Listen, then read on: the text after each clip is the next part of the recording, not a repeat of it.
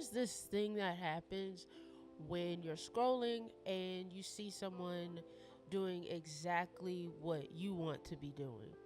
And they're doing it better than you, faster than you,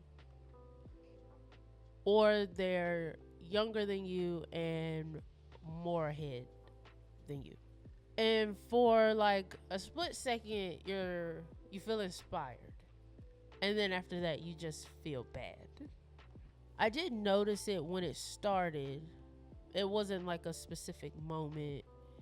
It was more gradual, slow, progressive, kind of like a small leak. I'd see someone my age and they've already accomplished something that I've been working toward. The audience, the output, the confidence. And something in me would just go quiet. Not sad, not angry, just quiet. Like it deflated whatever it was that I was currently building. And then there was the other kind, people that are just further along, years ahead, more experience, more refined, make the thing that you're striving for so easy, or make it look so easy. And instead of it feeling like it's their accomplishments or proof that it can happen, it felt like proof of how far behind I was. Like the gap between them and me was more of a reflection on me. But the one that hit the hardest was comparing myself to an older version of me. The me that had more energy, fewer obligations, or was just in a season where more things felt possible. And I look back at those times and say, why didn't I accomplish more back then? And it made it feel like I necessarily wasn't behind, but that I missed out. All three of those are doing the same thing, just different directions. Here's what I had to figure out. Comparison isn't actually about the other person.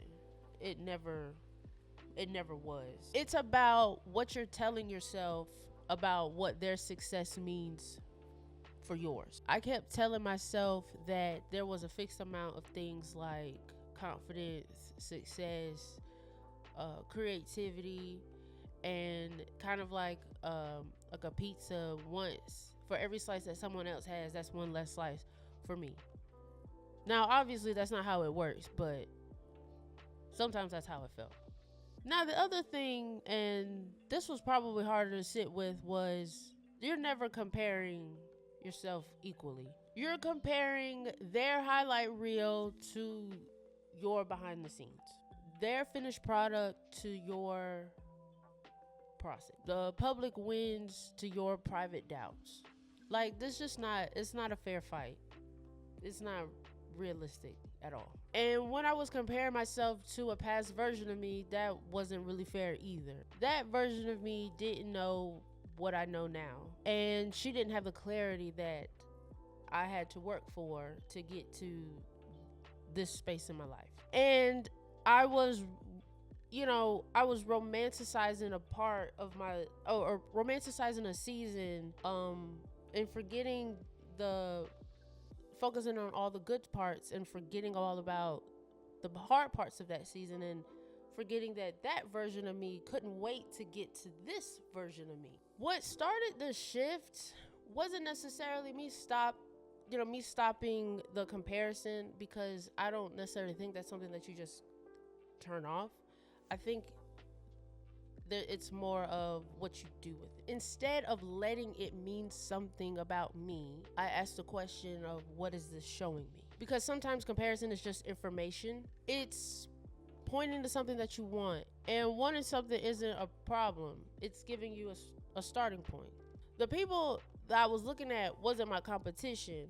They were just further down the road that I was still on. And that version of me that I was missing or longing for is still here. There's just other stuff now.